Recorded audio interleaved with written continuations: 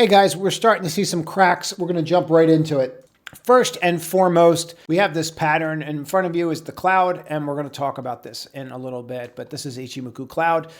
We have obviously the huge bar down. We have the rally. Why is this more problematic than what we've had in the past? And there's a couple reasons why it is. But what I'm going to do is I'm going to just clean these off, take off the two drawings, and just walk through it. So we have the down bar, and now you're forming a bear pendant.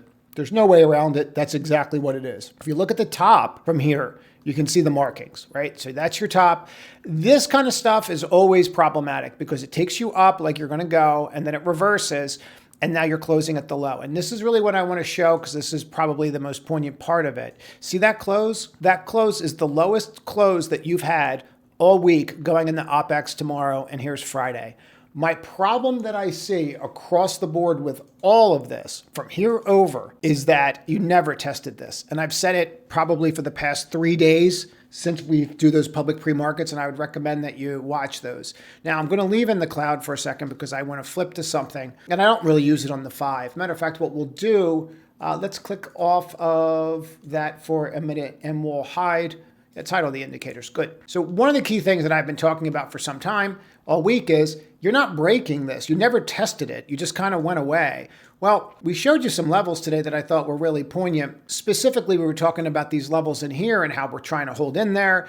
And we even talked about how from that point over, I'm going to just clone this for a second so you can see it. But how from that point over, there's another point right there. See where it drops it? Right there on this point and that point as well. It's fascinating how this thing does that sometimes, but it's really interesting. It spaces them out and allows you to form a fork when you do it. You can see that, right? So you have the same trajectory over and over again, forming that fork. And they're literally smashing it and walking it down. But why do you care about this?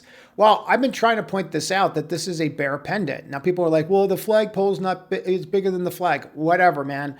You have a flag. Right? You have a pendant, you have a bear pendant, get over it. What you have to do is figure out what you're going to do about it. So we're going to clean all this off again. And then what you have to realize is you have to test this. You don't have to test it. You don't have to do anything, but you have to test this. So we have to see how that goes. This rising wedges and in tiers. You have real catalysts out there that are hurting us and are going to continue to hurt us. This is something that really stuck out to me, and you guys have to see it. If you take one thing away from this, and it's always funny, my biggest video that people watch is always the Ichimoku Cloud one. When I did that video, the tutorial on it, it's always funny how people use it and how I use it. Anyway, so we see the break here, and then you can see the cloud, and on the 4 hour, you cannot get through the cloud. You tried, you failed. You tried, you failed. And now it's setting you up for what? It's telling you that you're rolling over. Now, maybe we'll get it together, maybe we won't. But if we break here, that's where the CTAs are. And if they break, that's going to be a real problem because then the CTAs have about $50 billion that they want to sell. So we really need to watch this, especially tomorrow. Now, people will look at this market and they're going to say to me, well, I don't know that we're going to get down there. So if we take the low and we mark that off, it's 1.5%. People don't think that you're going to get there. Okay, you can get there. You also have your trend line from here, but this is really what I want to show you. So what I'm going to do is I'm going to clean all this off again, and then we're going to get into it. When you have a huge drop like this, you have to reclaim it, or you can start forming these patterns. If we go back to the last time that you had a pattern very similar to this, you're going to see it very clearly. It was December. You dropped down, you tried to rally back up to it, you couldn't, and then it imploded again, tried again, failed, took out the low, and that marked the high for months. Now, people say, well, this time it's different. It very well could be different. What happened in here was something very similar. When you see these bars and they drop like that and you're at the top of the range, it's a problem if you can't get over them and stay over them. And you can see that over and over again in March before we got all our winning and liberation. I don't know the rationale or the reason for why people think that this can't happen again, specifically with all the chaos that's going on right now. But when you look at that, that's exactly what it did. It cracked. And we really don't have any leadership. There's some other charts I really want to get into here. But the most important thing to take away from today, and I don't really use it on an hourly, but if I did use this on an hourly and you saw this, well, you've cracked and you've cracked pretty hard from up here, right? But from the 4 hour perspective, before we look at anything else, we have to go through what is today's catalyst. And today's catalyst might be the canary in the coal mine, but that is a pendant and you are below the cloud. It is really that simple. You do not have any situation here at all. When we look at this, that is remotely close to this since April. There's nothing that is even close to this. You could say, well, what about here? We cracked it. We had to sell down. We bounced right back up through it, and that was it. You've never had a situation like this where you've constantly tested that cloud and you can't break through it. On top of that, you have a lot of structural technical damage that happened today. We're going to go through it, but I want to go through what today's catalyst was. One of the things I keep hearing about is Friday. So I just want to show you what the weekly totals from last week look like if you totaled up everything together, because some people are thinking that that was capitulation. I just want to walk you through why it's really not. So this is the New York Stock Exchange. This is the NASDAQ. The advances and the declines. What you need to do is take the advances and divide them by the declines. Advances divided by declines. When you're at like an 8-to-1 or a 9-to-1, you're near a capitulation level. Last week on that Friday, the fact that people are thinking this, and this takes the whole week together, is just delusional. You're nowhere near it. On the advanced decline volume, if you look at the volume, even if you were to look at this volume and scale it, you're not even at 2-to-1 on the weeklies. And then if you start looking in here, advanced decline versus the total, the NASDAQ, you actually had advancers. So when we're taking a look at this and people think that Friday has to hold, you didn't really have enough capitulation in the market to make it hold. And there lies the problem.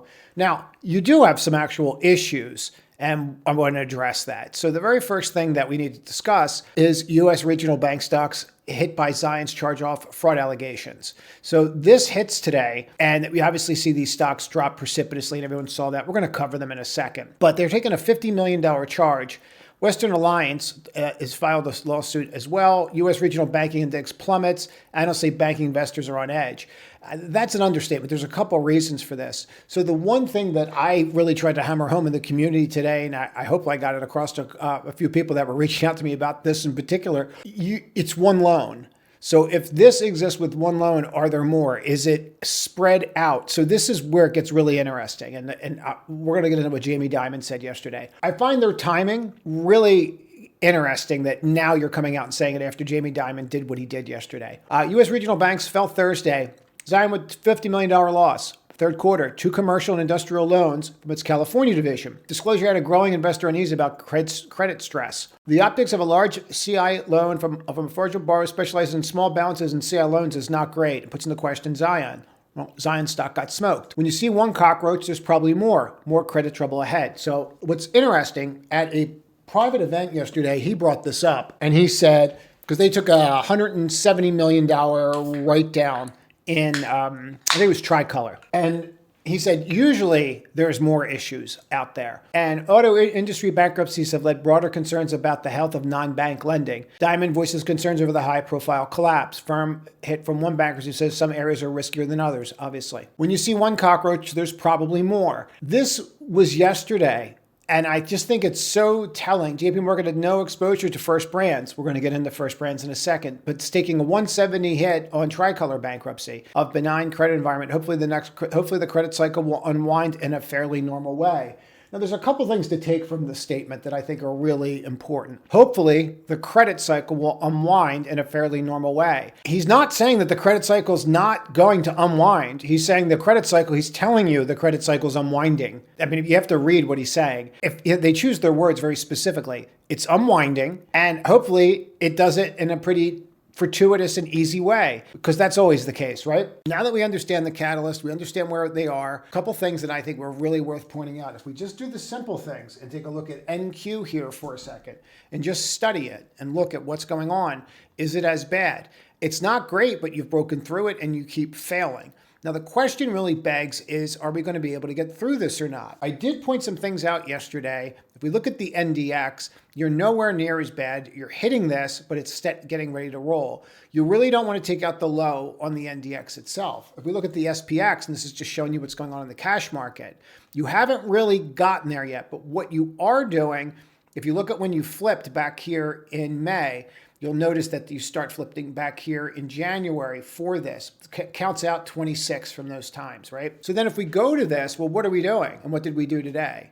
Well, you flipped. You literally flipped. And that's the important part that I'm getting at here. This has flipped. There's no other way to say it. And you didn't do it in here, and you haven't done it, at any other time. So when you start to see this, I pay attention to that. Like I pay very close attention to that. People might say, well, it's a lot. If I looked at this chart and said, well, it happened in here, and then that's 26 over from there. So that's when it happens, 26 bars over. When it flips, it always flips forward. Well, if I got out into that, did I avert this? Yes. All right. If I got out when this flipped in here, did I avert this? Yes. Again, this. What happens with these things, and the easiest way to do it is this. So, and people will say there's no leading indicators. There are. They don't always work, but there are. So like if I went here and go 26, and you're like, okay, well, it happened on that day. All right, great. It's still crossed. So when it bounces back up, I know to get the heck out of the way, not to be a buyer.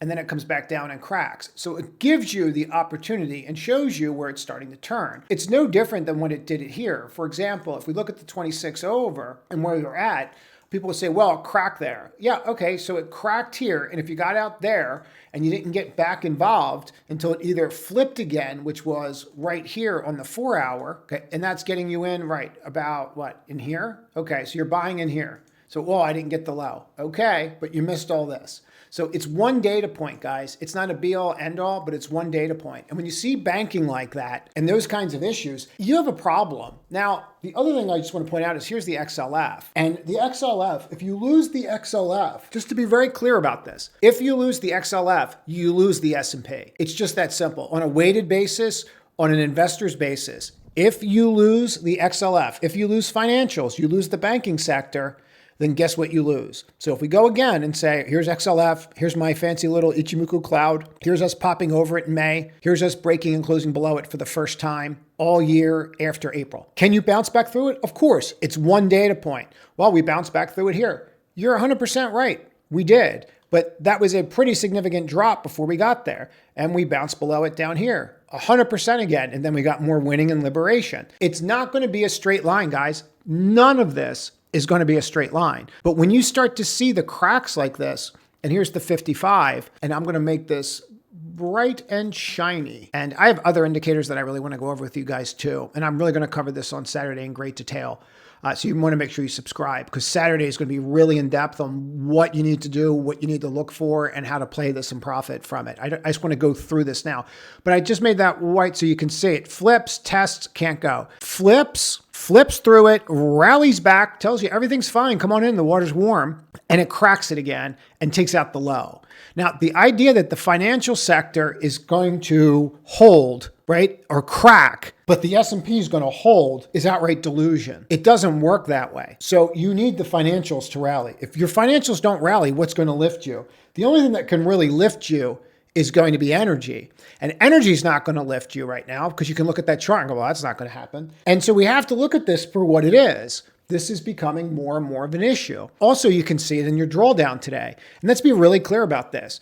If you are a swing trader and you're swing trading and you're going to tell me that you didn't have a drawdown on your swing trades today, I don't know what you're doing because everything was red. So you were in the one name that wasn't red. It's just not realistic for you not to have drawdowns. And this is what always gets me about where people really run into problems when they look at social media. Let's be really clear. I have different accounts. I have a swing trade account. I had a drawdown today. There's literally no way that you're not going to have those. The question is, do you have the right risk parameters in place to honor your positions to get out of the way? And I just want to give you an example of this. Whether or not I wanted to sell KTCOS in here, which I didn't because I bought it in the 50s on this break, I didn't want to get out of this in here. I didn't want to do it. But when it starts to crack like that, I don't have a choice anymore. So a lot of things for me are about systems, discretion, but also systems. And I have to respect that. The other thing that you should be looking at, guys, and you have to realize this, these names like IREM, which are huge names, I'm just going to leave this 55 in the cloud so you can actually get it. Like when you start getting 100% off of a 55 like this, so, and just to be really clear about it, like there it is, there it isn't. But when you start getting like 100% off of these things, it becomes frothy. Well, it doesn't mean it can't keep going, but it does become frothy. And what frothy means is that you're more at risk. That's all. Doesn't mean that they're going to collapse, but it means they could. Today, ASTS took out. We were at 102, 103. Everyone's high-fiving the bros.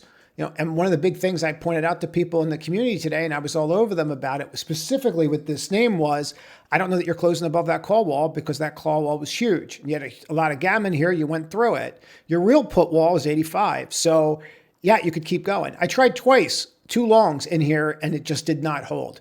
So eventually I just married a put to it and left it alone. But let's talk about some of these names and what's really going on out there. SMR, look at that reversal today. This kind of stuff, when you say it, people are like, oh, well, that's SMR. They do this, they do that. It doesn't matter. What we're seeing is some of the same behavior that we saw previously. And I can go through a whole bunch of stuff, but the one that really stood out to me was this IWC. Now, this IWC, we'll get rid of this cloud for a moment. The one thing that really stood out to me with the IWC was the flip. You're over and then you break. It doesn't mean that it can't go. But the one thing that I always try to preach is consistency and understanding what's going on. And I'll show you what I mean by this. So for me, looking at this and understanding this like breakout up here, well, I have a negative divergence. You should be able to see that right here. See how you have these highs and then you're making lower highs?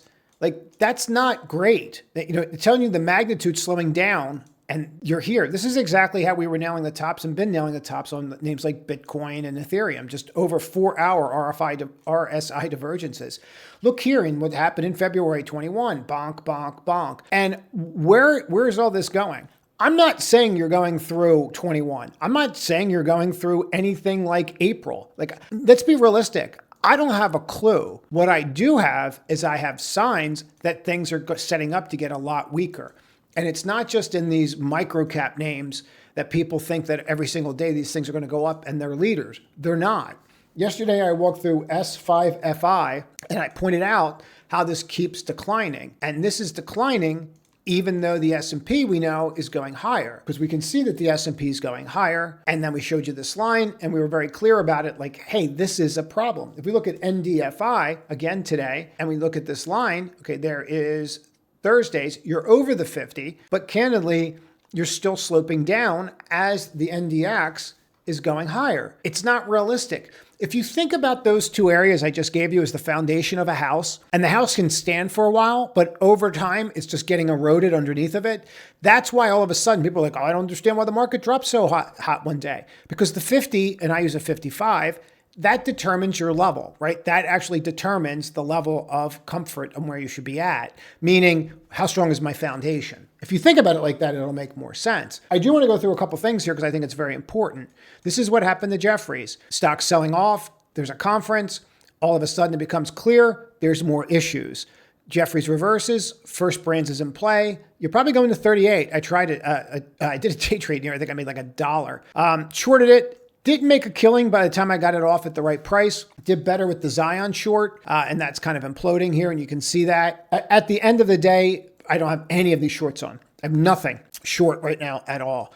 DPST, you can see this breaking 3x bull. If these break, again, you guys will remember this, okay? This is from 23. If this gets bad, this is nothing compared to where this will go. This will get smoked. So understand that going forward. This is absolutely nothing if another bank comes out. Okay, this is WAL and what happened to it today. When we start to see these little cracks out there, you have to think about where it's going to go next because it's going to spread to all regional banks. It will not stop at one. Names like Sophie could be at risk in coming in. Anything that you have a lot of money on could be at risk. Take a look at PLTR today. Kept trying to get through that level. And it just could not get through that level. This was something we owned in the 150s and I closed it today, up 30 and change. I'm not saying, again, I'm gonna be real clear about this, that the sky is falling and I know for a fact you're gonna crash. What I'm saying is the underlying fundamentals are starting to deteriorate, not with the consumer as much as we thought, but more with the private credit side, meaning the corporations. That's where the credit deterioration is coming. And that's what's on balance sheets, like that's on people's balance sheets like Zion. And that's where the rub comes in because we don't know that. That's not something that we're out here measuring. We can look at move and we can see that move is upticking and that's bond volatility, but that's not telling us anything about the private credit. But we'll get into that on Saturday. That is it.